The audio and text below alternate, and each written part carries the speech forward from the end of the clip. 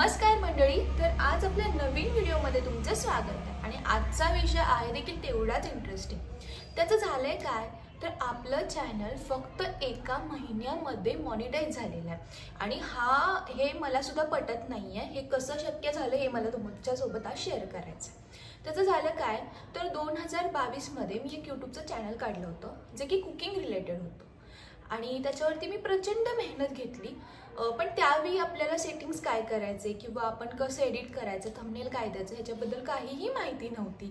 Even त्या व्हिडिओमध्ये माझा असा बोलताना असा आवाज देखील यायचा, माहिती नव्हती काहीच। आणि ते चॅनल माझ्याकडून डिलीट झालं कारण यूट्यूबवरून काही प्रायव्हसी पॉलिसीजमुळे, कम्युनिटी गाईडलाईन्समुळे ते चॅनल त्यांनी सस्पेंड केलं आणि ते चॅनल केलं। त्यानंतर मग मी त्याच्यावरती इतकी मेहनत घेतली होती ना, सो मी विचार केला की आता बस, आता यूट्यूब मला नाही करायचं आहे। आणि रिसेंटली माझं लग्न झालं फेब्रुवारीमध्ये आणि मी इन्स्टावरती रील्स टाकायला सुरुवात केली। जर आपण रील्स बनवतोच तर त्याच रील्स आपण इकडे यूट्यूबला पण पोस्ट करू। आणि आमच्या लग्नाचे व्हिडिओज हे इतके व्हायरल गेले आणि त्यांनी इतकं हाईप घेतलं की आम्ही इन्स्टाला तसे बऱ्यापैकी 10K पर्यंत फॉलोअर्स घेऊन आलो होतो। सो हा विचार करून मी यूट्यूबला सुद्धा पोस्ट करायला स्टार्ट केलं आणि जो कंटेंट मी रिसेंटली बनवत होते त्यातले काही व्हिडिओ जात होते, काही जात नव्हते। सो असंच चाललं होतं आणि त्यामुळे माझं यूट्यूबकडे भरपूर असं लक्षच नव्हतं। तिकडे जो रील पोस्ट करेल ते मी इकडे शॉर्टमध्ये टाकायला सुरुवात केली आणि सुरुवातीला काहीच व्ह्यूज येत नाहीत आणि जिथं आपल्याला व्ह्यूज येत नाहीत, लाईक्स येत नाहीत तिथं आपण डिमोटिवेट होतो आणि हे माझ्यासोबत देखील झालं।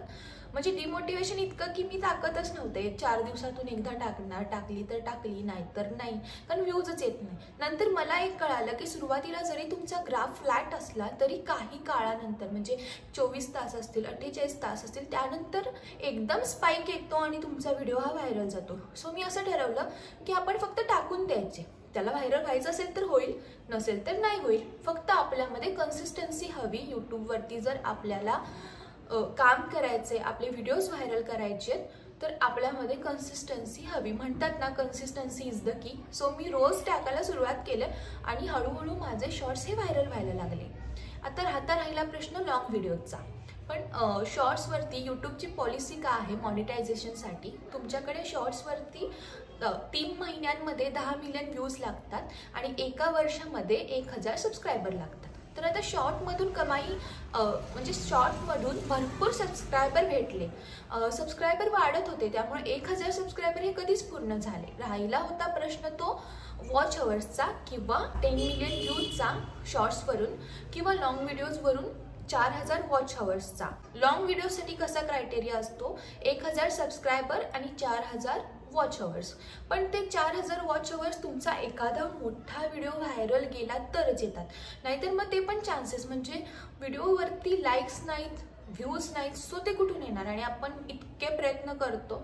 मग त्याचं काय झालं, गेल्या 18 नोव्हेंबरला मी आमची लव्ह स्टोरीचा एक व्हिडिओ पब्लिश केला होता। मग ज्यामध्ये आम्ही म्हणजे रिसेंटली आमच्या लाईफमध्ये काय झालं याच्याबद्दल बोललो होतो। नॉर्मल होता तो व्हिडिओ आणि असाच बनवून आम्ही तो पब्लिश करून दिला। आणि सुरुवातीला त्याचा ग्राफ अगदी फ्लॅट होता आणि लक्षच नव्हतं आमचं यूट्यूबकडे। रोज पोस्ट करून सोडून द्यायचो आम्ही आणि पाहतो तो व्हिडिओ ना एका दिवशी अचानक त्यांनी स्पाइक धरली, म्हणजे 24, 48 किंवा 72 तासांच्या आतमध्ये त्यांनी स्पाइक धरली आणि तो तब्बल 24K पर्यंत गेला।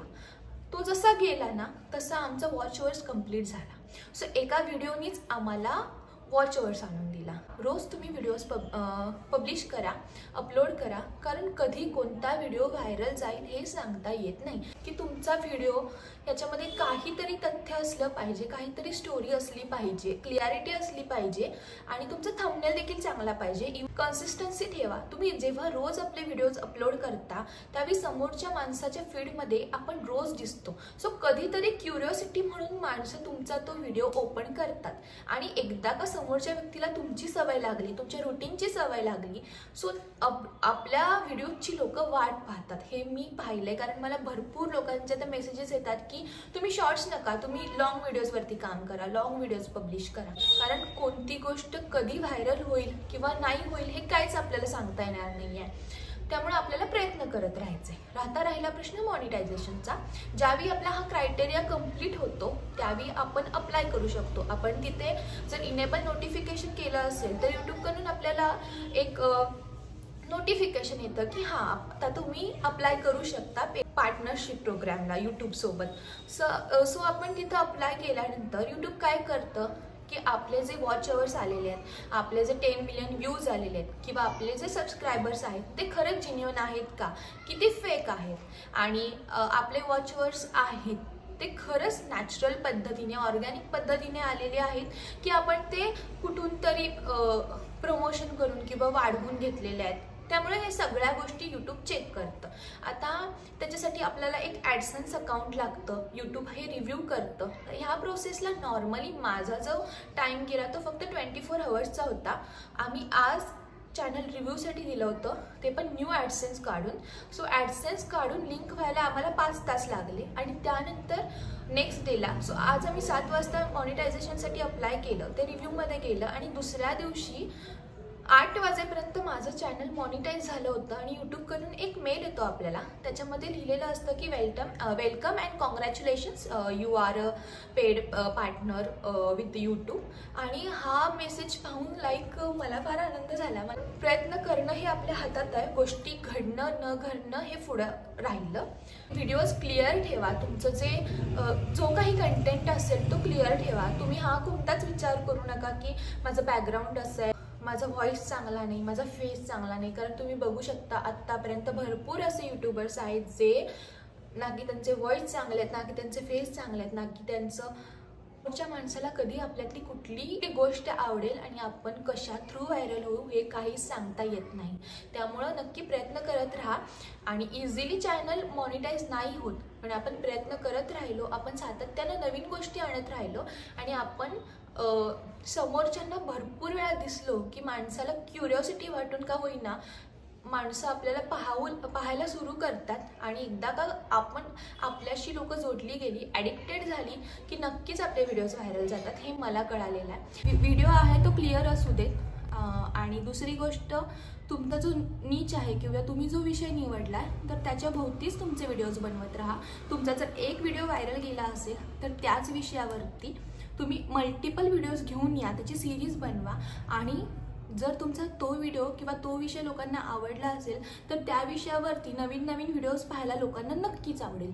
आणि आज मला ह्या गोष्टीचा रिग्रेट वाटतोय की त्यावेळी जर ती गोष्ट घडली नसती किंवा ते चॅनल सस्पेंड झाल्यानंतर मी नवीन चॅनल काढून पुन्हा ट्राय केलं असतं तर आजची परिस्थिती काही वेगळीच असती. तर आज माझं चॅनल कधीच मॉनिटाईज झालं असतं, मी अर्न करायला सुरुवात केली होती.